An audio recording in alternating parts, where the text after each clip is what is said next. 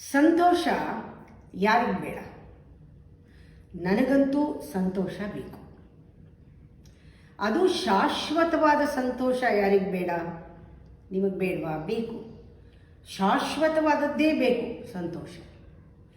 ಬರೀ ಎಕ್ಸೈಟ್ಮೆಂಟ್ ಬೇಡ, ನಮಗೆ ಎಕ್ಸ್ಟಸಿ ಬೇಕು.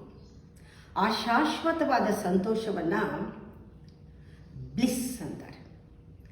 ಇದನ್ನು ಸಂಸ್ಕೃತದಲ್ಲಿ ದೊಡ್ಡ ದೊಡ್ಡ ಪದ ಬಳಸಿದ್ರೆ ಬ್ರಹ್ಮಾನಂದ, ಸಚ್ಚಿದಾನಂದ, ನಿತ್ಯಾನಂದ ಏನಾದರೂ ಹೇಳ್ಕೊಳ್ಳಿ ಲೆಕ್ಚರ್ ಅದರ ಬಗ್ಗೆ. ನಾವಂತೂ ಸಂತೋಷವಾಗಿ ಆನಂದವಾಗಿರಬೇಕು. ಬಾಡಿ ಪ್ಲೆಷರ್, ಮೈಂಡ್ ಹ್ಯಾಪಿನೆಸ್ಗಿಂತ ಜಾಸ್ತಿ ಶಾಶ್ವತವಾದ ಆ ಬ್ಲಿಸ್ ಅನ್ನೋದು. ಇದು ಕೆಲವರು ಪಡ್ಕೊಂಡು ಗೆದ್ದು ಬಿಡ್ತಾರೆ. ಕೆಲವರು ಅಂತ ಹೇಳಿದೆ ಪಡ್ಕೊಂಡು ಗೆಲ್ತಾರೆ. ಅವರು ಜೀವನದಲ್ಲಿ ಕೆಲವು ನಿಯಮಗಳನ್ನು ಅವರು ಫಾಲೋ ಮಾಡಿ ಡಿಸಿಪ್ಲಿನ್ನ ಸಾಬೀತು ಮಾಡಿರ್ತಾರೆ. Very few. ಅದಕ್ಕೆ ಸ್ವಲ್ಪ ಕೊಡಬೇಕು. ಆದರೆ ಬಹಳಷ್ಟು ಜನ ಅದೇ ಬೇಕವರಿಗೆ, ಶಾಶ್ವತವಾದ ಆನಂದವೇ ಬೇಕು. ಅದರ ಹಿಂದೆ ಹೋಗಿ, ಅಂದರೆ ಇವರು ಅಟೈನ್ ಮಾಡಿದರೆ, ಇವರು ಅಚೀವ್ ಮಾಡೋಕ್ಕೆ ಹೋಗಿ ಸ್ವರ್ಗ ತಲುಪಿದೀವಿ ಅಂತ ಅಂದ್ಕೊಂಡು ನೋಡಿದ್ರೆ ಅದು ನರಕ ಆಗಿರುತ್ತೆ. ಅಂದರೆ ಅರ್ಥ, ಇದು ಒಂದು ಅವಿವೇಕದ ಲಕ್ಷಣ. ಅವರಿಗೆ ಆ ಡಿಸಿಪ್ಲಿನ್ ಫಾಲೋ ಮಾಡೋದು ಬೇಕಿರಲ್ಲ. ಈಗ ಅವರು ಯಾವುದರ ಹಿಂದೆ ಹೋಗಿ ಆ ನರಕಕ್ಕೆ ಹೋಗಿದ್ದಾರೆ? ಬೇಕಂತ ಹೋಗ್ತಾರಾ? ಇಲ್ಲ, ಅವರು ಕ್ಯಾಸ್ಟ್ ಫಾಲೋ ಮಾಡಿದ್ದಾರೆ. ಇಲ್ಲಿ ಕ್ಯಾಸ್ಟ್ ಅಂದರೆ ಜಾತಿ ಅಲ್ಲ. CAST ಅಂದರೆ, ಸಿ ಅಂದರೆ ಕಾಂಪಿಟೇಷನ್ಗೆ ಬಿದ್ದಿದ್ದಾರೆ, ಎ ಅಂದರೆ ಆಂಬಿಷನ್ಗೆ ಬಿದ್ದಿದ್ದಾರೆ, ಎಸ್ ಅಂದರೆ ಸೆನ್ಸೇಷನ್ಗೆ ಬಿದ್ದಿದ್ದಾರೆ, ಟಿ ಅಂದರೆ ಟೆನ್ಷನ್ಗೆ ಬಿದ್ದಿದ್ದಾರೆ. ಈ ಕಾಂಪಿಟೇಷನ್, ಆಂಬಿಷನ್, ಸೆನ್ಸೇಷನ್, ಟೆನ್ಷನ್ ಹಿಂದೆ ಹೋದರೆ ಅಲ್ಲಿ ದುಃಖ, ಯಾತನೆನೇ ಗತಿ ಅಲ್ವಾ? ಈ ಕಾಂಪಿಟೇಷನ್ನಲ್ಲಿ, ಟೆನ್ಷನ್ನಲ್ಲಿ ಇದು ಹೇಗೆ ಕಾಣುತ್ತೆ? ಬೇಕಂತ ಮಾಡಿಲ್ಲ. ಹೇಗೆ ಕಾಣುತ್ತೆ? ಒಳ್ಳೆ ಸುಂದರವಾದ ಬಣ್ಣ ಬಣ್ಣದ ಪರದೆ, ಅದರ ಹಿಂದೆ ಏನಿದೆ ಅಂತ ಗೊತ್ತಿಲ್ಲ. ಅದರ ಹಿಂದೆ ಏನಿದೆ ಅಂತ ಗೊತ್ತಿಲ್ಲ. ನಗು ಮುಖ, ಅದರ ಹಿಂದೆ ಅಳು ಇದೆ. ಹೂವಿದೆ, ಅದರ ಹಿಂದೆ ಮುಳ್ಳಿದೆ. ನಾನು ಯಾವಾಗಲೂ ಹೇಳ್ತಿರ್ತೀನಿ, ಸುಂದರವಾಗಿ ಎಂಬ್ರಾಯ್ಡ್ರಿ ಮಾಡಿದ್ದ ರೋಬರ್ ಶಾಲ್, ಅದು ಒಳಗಡೆ ಕಂಬಳಿ ಹುಳಗಳು, ಜ್ಞಾಪಿಸ್ಕೊಳ್ಳಿ ಹೇಗಿರುತ್ತೆ. ಹೊದ್ಕೊಂಬಿಟ್ಟಿದ್ದೀರಾ ನೋಡಿ. ಹೀಗೆ ಮಾಯೆ, ಒಳಗಡೆ ಏನಿದೆಯೋ ಹೊರಗಡೆ ಕಾಣಲ್ಲ. ಅದು ಯಾವಾಗ ತಲುಪಿದ್ದೀನಿ ಅಂದ್ಕೊಂಡಿರ್ತೀವಿ ಅವಾಗ ಹೊರಗಡೆ ಬರುತ್ತೆ. ಆದರೂ ಕೂಡ ಅದೇ ಮಾಡೋದು ಬಿಡ್ತೀವಾ? ಡಿಸಿಪ್ಲಿನ್ಗೆ ವಾಪಸ್ ಬರ್ತೀವಾ? ಬರಲ್ಲ. ಈ ಕಾಂಪಿಟೇಷನ್ ಇಲ್ಲದೆ ಇನ್ನೊಂದು ಕಾಂಪಿಟೇಷನ್ನು, ಈ ಆಂಬಿಷನ್ ಬಿಟ್ಟು ಇನ್ನೊಂದು ಆಂಬಿಷನ್ನು, ಈ ಸೆನ್ಸೇಷನ್ ಇಲ್ಲದೆ ಜೀವನದಲ್ಲಿ ಇನ್ನೊಂದು ಸೆನ್ಸೇಷನ್ನು ಹುಡ್ಕೊಂಡು ಹೋಗ್ತೀವಿ. ಇನ್ನೊಂದು ಟೆನ್ಷನ್ನು, ಈ ಟೆನ್ಷನ್ ಇಲ್ಲ ಇನ್ನೊಂದು ಟೆನ್ಷನ್. ಒಟ್ಟಲ್ಲಿ ಈ ಕ್ಯಾಸ್ಟ್ ಹಿಂದೆ ಹೋಗ್ತಾನೇ ಇದ್ದರೆ ಇದು ಅವಿವೇಕದ ಗುರುತುಗಳು. ಆದರೆ ಮನುಷ್ಯ, ವಿವೇಕದ ಸಾಧ್ಯತೆ ಮನುಷ್ಯನಿಗೆ ಇದೆ. ಆ ವಿವೇಕದ ಸಾಧ್ಯತೆಗೆ ಸ್ವಲ್ಪ ಯಾತ್ರಿಸಬೇಕು, ಪಯಣ ಮಾಡಬೇಕು, ಟ್ರಾವೆಲ್ ಮಾಡಬೇಕು. ಸ್ವಲ್ಪ ಡಿಸಿಪ್ಲಿನಲ್ಲಿ ಟ್ರಾವೆಲ್ ಮಾಡಬೇಕು. ಕೈಲಾಸಕ್ಕಲ್ಲ, ಯಮುನೋತ್ರಿ ಗಂಗೋತ್ರಿಗಲ್ಲ. ಆ ಟ್ರಾವೆಲ್, ಆ ಯಾತ್ರೆ ಸ್ವಲ್ಪ ಬುದ್ಧಿ ಇದೆಯಲ್ಲ ನಮಗೆ, ಆ ಬುದ್ಧಿನ ತಿಳುವಳಿಕೆಯಲ್ಲಿ ಉಪಯೋಗಿಸೋದೇ ಯಾತ್ರೆ. ಸ್ವಲ್ಪ ಸೂಕ್ಷ್ಮವಾಗಿ, ಸ್ವಲ್ಪ ಸೆನ್ಸಿಟಿವ್ ಆದರೆ ನಮ್ಮ ಬುದ್ಧಿಯನ್ನು ತಿಳುವಳಿಕೆಯಿಂದ ನಾವು ಬಳಸ್ಕೋಬೇಕು. ನಮ್ಮ ವಿಕಾಸಕ್ಕೆ, ನಮ್ಮ ಒಂದು ಒಳಗಿನ ಸ್ಟ್ರೆಂತ್ಗೆ, ಬೆಳವಣಿಗೆಗೆ, ನಮ್ಮ ಪರಿಪಕ್ವತೆಗೆ ಆ ಬುದ್ಧಿಯನ್ನು ಬೆಳೆಸ್ಕೊಳ್ಳೋದು ನಿಜವಾದ ವಿವೇಕ ಅಲ್ವಾ? ಇದು ಎಷ್ಟು ಜನ? 100ಕ್ಕೆ 99 ಜನ ಮಾಡಲ್ಲ. ಒಂದು ಅವಿವೇಕದ ಚಿಹ್ನೆ ಗೊತ್ತಾಗತ್ತೆ. ಅವಿವೇಕದ ಚಿಹ್ನೆ ಏನು ಅಂದರೆ, ನಾವು ಅನುಭವಿಸ್ತಾ ಇರ್ತೀವಿ, ಅನುಭವಿಸ್ತಾ ಇದ್ರೂ ಸಹಿತ ಅದರಿಂದ ಹೊರಗೆ ಬರಲ್ಲ. ಅದ್ರ ಜೊತೆಗೆ ನಾವು ನಮ್ಮನ್ನು ಬದಲಾಯಿಸ್ಕೊಳ್ಳೋದಿಲ್ಲ. ನಮ್ಮ ಗುಣಗಳನ್ನು ಆ ಸೂಕ್ಷ್ಮವಾಗಲ್ಲ, ಆ ಸ್ಥೂಲವಾದ ಗುಣಗಳನ್ನು ರಿಫೈನ್ ಮಾಡ್ಕೊಳ್ಳಲ್ಲ. ನಂಬರ್ 1 ಅದು. ಎರಡನೇದು ಕಾಮ, ಕ್ರೋಧ, ಲೋಭ ಇದು ತುಂಬಿಕೊಂಡಿರ್ತೀವಿ, ಗೊತ್ತಾಗ್ತಾ ಇರುತ್ತೆ, ಹೊಟ್ಟೆ ಉರಿತಾ ಇರುತ್ತೆ ಬೇರೆಯವ್ರು ನೋಡಿ, ಆದ್ರೂ ಅದನ್ನು ಮುಚ್ಚಿಡ್ತೀವೇ ಹೊರತು, ನಾವೇ ಸಹಿಸ್ಕೊಂಡ್ಬಿಡ್ತೀವೇ ಹೊರತು ಅದನ್ನು ನಾವು ಸಾರಭೂತವಾದ ಜೀವನ ಮಾಡೋದಕ್ಕೆ ನಾವು ಬದಲಾವಣೆ ಮಾಡಿಕೊಡಲ್ಲ. ಎರಡನೇದು, ಒಂದು ರೀತಿಯ ವಿಕಾಸ ಇಲ್ಲದೆ ಇದ್ದರೆ ಕುಬ್ಜತೆ ಅಂತಾರೆ, ಅದು ಸಣ್ಣಗಾಗ್ಬಿಡ್ತೀವಿ. ಆ ಕುಬ್ಜತೆ ಅದೇನಂದರೆ ತಿಳಿಗೇಡಿತನ ಅಂತ. ಕುಬ್ಜತೆ, ಆ ತಿಳಿಗೇಡಿತನದಲ್ಲಿ ಆ ಒಂದು ಒಂದು ಉತ್ತೇಜಕರವಾದದ್ದು ಸೆನ್ಸೇಷನ್ ಆಗಿ ಬೇರೆಯವ್ರು ಯಾರಾದರೂ ಏನಾದರೂ ಮಾಡ್ತಾ ಇದ್ರೆ, ಅಯ್ಯೋ ನಂಗೆ ಇದಾಗಲಿಲ್ಲ, ಅವ್ರು ಮಾಡ್ತಾ ಇದ್ದಾರೆ ಅದಾಗ್ಬೋದೇನೋ, ಈ ಕಾಂಪಿಟೇಷನ್ ಬೇಡ ಆ ಕಾಂಪಿಟೇಷನ್ಗೆ ಹೋದರೆ ನಾನು ಗೆಲ್ಬೋದೇನೋ, ನಾನು ಈ ಆಂಬಿಷನ್ ಇಟ್ಕೊಂಡ್ರೆ ಗೆಲ್ಬೋದು, ಅವ್ರಿಗಾಗಿದೆಯಲ್ಲ ನಂಗಾಗಲ್ವಾ, ಅವ್ರು ಮಾಡಿದಾರಲ್ಲ, ಆ ಥರ ಬೇರೆಯವ್ರನ್ನ ಹೋಲಿಸ್ಕೊಂಡು ನಾವು ಮಾಡಿದಾಗ ಖಂಡಿತ ದುಃಖನೇ. ಅಂದರೆ ಇಲ್ಲಿ ಎರಡು ಆಗ್ಬೋದು, ಒಂದು ಹೃದಯಾಘಾತ ಆಗ್ಬೋದು, ಇಲ್ಲ ಮನಸ್ಸು ಈ ಬುದ್ಧಿ ಮತಿ ಭ್ರಮಣೆ ಆಗ್ಬೋದು, ಅಷ್ಟೇ ಹೊರತು ಇನ್ನೇನು ವ್ಯತ್ಯಾಸ ಆಗೋದಿಲ್ಲ. ಅದಕ್ಕೆ ನಾವು ಮಕ್ಕಳಿಂದ ಹೇಳ್ಕೊಡ್ಬೇಕು, ಆಸೆಗಳೇನಾಗಿರೋದು ಸಹಜ, ಆದರೆ ಅದನ್ನು ಆಕಾಂಕ್ಷಿಯಾಗಿ ಪರಿವರ್ತನೆ ಮಾಡೋ ಹಾಗೆ ಎಜುಕೇಷನ್ ಸಿಸ್ಟಮ್ ಬರಬೇಕು. ಅಂದರೆ ಮಕ್ಕಳಿಗೆ ಮೊದಲಿಂದಾನು ನೀ ನಾಳೆ ಏನಾದರೂ ಆಗುವಂತಲ್ಲ, ಆ ಆಕಾಂಕ್ಷೆಗಳು ಅಂದರೆ ನಮ್ಮ ಶಿಕ್ಷಣದ ಪದ್ಧತಿ ವ್ಯವಸ್ಥೆ ಎಲ್ಲವೂ ಕೂಡ ರೋಗಗ್ರಸ್ತರನ್ನು ಉತ್ಪತ್ತಿ ಮಾಡ್ತಾ ಇದೆ. ಅಂದರೆ ಎಜುಕೇಷನ್ ಆದ ತಕ್ಷಣ ಮಕ್ಕಳಲ್ಲಿ ಒಂದು ಜೀವಂತಿಕೆ, ಒಂದು ಪ್ರಫುಲ್ಲತೆ, ಒಂದು ರೀತಿಯ ತೇಜೋನ್ಮಯತೆ ಅಂತಾರೆ.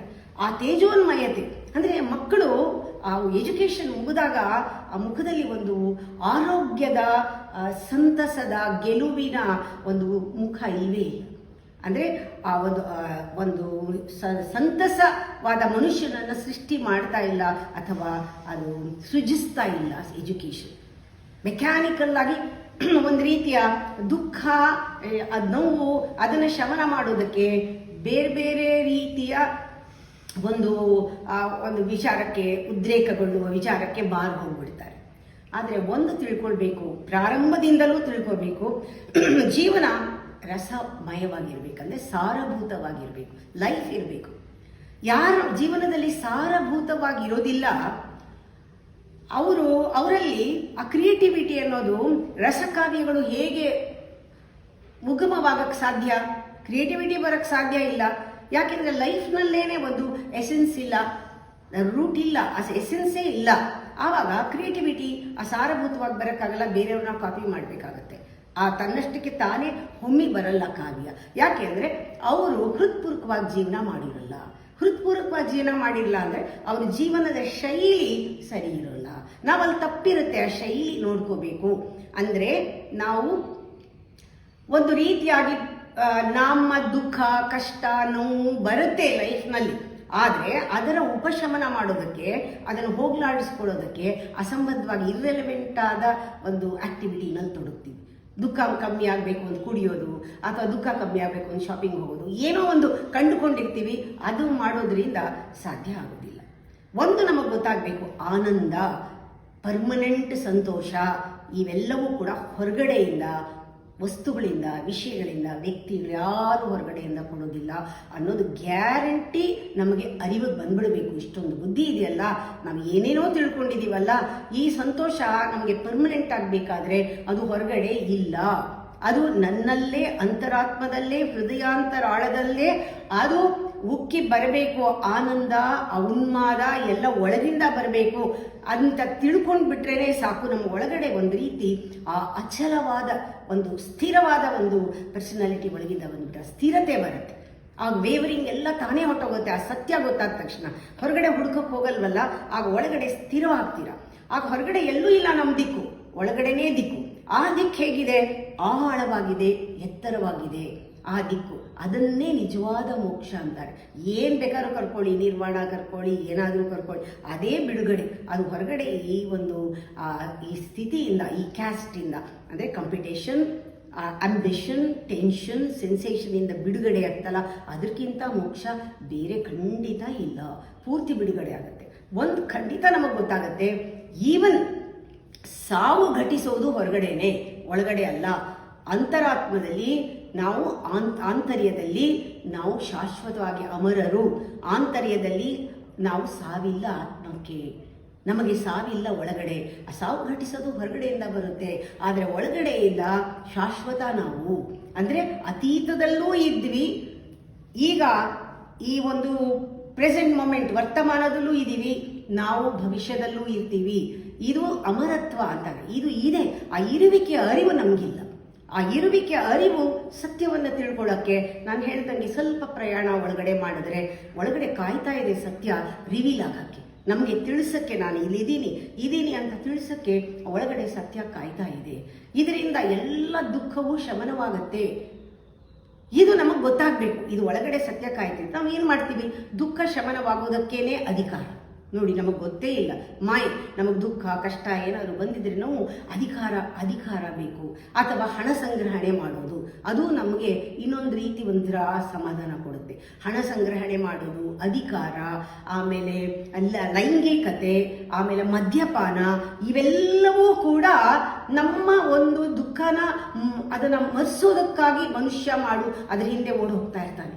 ಆದರೆ ಅಧಿಕಾರ ಅನ್ನೋದು ಮಾತ್ರ DVG ಅವರು ಹೇಳಿದಾರಲ್ಲ, ಮನ್ನಣೆಯ ದಾಹ ಎಲ್ಲಕ್ಕೂ ಮೀರಿದ್ದು ಅಂತ. ಬೇರೆಯವ್ರನ್ನ ನೋಡಿ ಹೋಲಿಸ್ಕೊಂಡು ನಾನು ಹಂಗಾಗಬೇಕು ಅಂತ ಹೋಗೋದು ಅದು ಬಹಳ ಡೇಂಜರಸ್. ಅದು ಮದ್ಯಪಾನಕ್ಕಿಂತ ಕಿಕ್ ಕೊಡುತ್ತೆ, ಮದ್ಯಪಾನಕ್ಕಿಂತ ಅಮಲನ್ನ ಏರಿಸುತ್ತೆ. ಇದು ಒಂದು ಒಳಗೆ ಆಂತರ್ಯದ ಅಮಲನ್ನ ಏರಿಸುವ ಅಧಿಕಾರ. ನಾವು ಅನ್ಕೊಂಡಿದೀವಿ ಬರೀ ರಾಜಕೀಯ ಅಂದ್ರೆ ಬರೀ ಸರ್ಕಾರದಲ್ಲಿ ಮಾತ್ರ ರಾಜಕೀಯ ಕುತಂತ್ರಗಳಿಲ್ಲ, ನಮ್ಮೆಲ್ಲರಲ್ಲೂ ರಾಜಕೀಯ ಕುತಂತ್ರ ಇದೆ. ಗಂಡ ಹೆಂಡತಿ ಮೇಲೆ ಅಧಿಕಾರ, ಹೆಂಡತಿ ಗಂಡನ ಮೇಲೆ ಅಧಿಕಾರ, ಮಕ್ಕಳು ಪೋಷಕರ ಮೇಲೆ ಅಧಿಕಾರ, ಪೋಷಕರು ಮಕ್ಕಳ ಮೇಲೆ ಅಧಿಕಾರ ಚಲಾಯಿಸೋದು, ಕೆಲಸದವ್ರ ಮೇಲೆ ಅಧಿಕಾರ. ದಿವಸಕ್ಕೆ ಒಂದು ಅಧಿಕಾರ ಚಲಾಯಿಸದೇ ಇದ್ರು ನಿಮಗೆ ನಿದ್ದೆ ಬರಲ್ಲ. ಯಾರ ಮೇಲಾದ್ರೂ ಒಂಚೂರು ತನ್ನ ಅಧಿಕಾರ ತೋರಿಸಿದ್ರೇನೆ ಒಂದು ಮತ್ತು ಬರಂದಂಗ ಆಗತ್ತೆ. ಇದನ್ನ ಲಾಲಸೆ ಅಂತ ಹೇಳ್ತಾರೆ. ಇದರಿಂದ ಖಂಡಿತ ತೃಪ್ತಿ ಬರೋದೇ ಇಲ್ಲ. ಆಮೇಲೆ ಅದನ್ನು ಚಲಾಯಿಸಿದ ತಕ್ಷಣ ಒಂದು ಸ್ವಲ್ಪ ಗಳಿಗೆ ಆ ಅಹಂಕಾರಕ್ಕೆ ಖುಷಿ ಆಗುತ್ತೆ, ಆಮೇಲೆ ನಮ್ಮ ಕಾಯಿಲೆ ಕಾಣಿಸುತ್ತೆ, ಎಲ್ಲೋ ನೋವು ಉಂಟಾಗುತ್ತೆ, ಹೀಗೆಲ್ಲ ಆಗುತ್ತೆ. ಅದರಿಂದ ನಾವು ಲಾಸ್ಟಲ್ಲಿ ತಿಳ್ಕೊಳ್ಬೇಕೇನಂದ್ರೆ ನಮ್ಮ ನೋವು ದುಃಖ ಎಲ್ಲವೂ ಹೊರಗಿಂದ ಬರ್ತಾ ಇಲ್ಲ. ಇದಕ್ಕೆ ನಾವು ಯಾರು ಕಾರಣ ಅಂತ ನಮಗೆ ಗೊತ್ತಾಗಬೇಕಾದ್ರೆ go to the cause of the problem. Go to the cause why you are not growing. Go to the cause why you are not happy. Go to the root of it. ಯಾವಾಗ ಕಾಸ್ಗೆ ಹೋದಾಗ ಗೊತ್ತಾಗತ್ತೆ ನಾನೇ ಕತ್ತೆ. ಇದು ಬರೀ ಬಾಯ್ನಲ್ಲಿ ಹೇಳೋದಲ್ಲ, realisation ಅಲ್ಲಿ ಗೊತ್ತಾಗತ್ತೆ ನಾನು ಕತ್ತೆ ಅಂತ.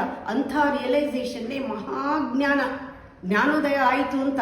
ಎಲ್ಲದಕ್ಕೂ ನಾನೇ ಕಾರಣ, ಬೇರೆಯವರಲ್ಲ. ಬೆಟ್ಟು ಮಾಡಿ ತೋರಿಸಲ್ಲ, ಹೊರಗಡೆ ಯಾರನ್ನೂ ಅವಹೇಳನ ಮಾಡಲ್ಲ, ಇದು ಸರಿ ತಪ್ಪು ಅನ್ನೋ ತೀರ್ಮಾನಕ್ಕೆ ಬರೋಲ್ಲ. ನಾವು ಮುಂಚೆ ಗೊತ್ತಾಗತ್ತೆ ನಮಗೆ ನಾನೇ ಕಾರಣ ಅಂತ. ಇದನ್ನು ತಿಳ್ಕೊಂಡ ತಕ್ಷಣ ಏನೋ ಒಂದು ಅದ್ಭುತವಾಗಿ ಇದನ್ನು ನಾನು ಅನುಭವಿಸಿದ್ದೀನಿ. ಆ ಥರ ನಾನೇ ಕತ್ತೆ ಅಂತ ಗೊತ್ತಾದಾಗ ನಮ್ಮ ಮುಂದೆ ಆ ದುಃಖ ಎಲ್ಲ ಆವಿಯಾಗಿ, ದುಃಖ ನೋವು ಕಷ್ಟ ಎಲ್ಲ ಆವಿಯಾಗಿ ಆ ಕ್ಷಣ ಹೊರಟೋಗುತ್ತೆ. ಹರುಷ ಉನ್ಮಾದ ಅನ್ನೋದು ಆ ಕ್ಷಣದಲ್ಲೇ ಸೈಮಲ್ಟೇನಿಯಸ್ ಆಗಿ ಒಳಗಿಂದ ಉಕ್ಕತ್ತೆ. ಇದನ್ನು ಎಕ್ಸ್ಪೆರಿಮೆಂಟ್ ಮಾಡಿ ನೋಡಿ. ಕ್ಯಾಸ್ಟ್ ಹಿಂದೆ ಹೋಗಬೇಡಿ. ನಾಳೆ ಮುಂದುವರಿಸ್ತೀನಿ.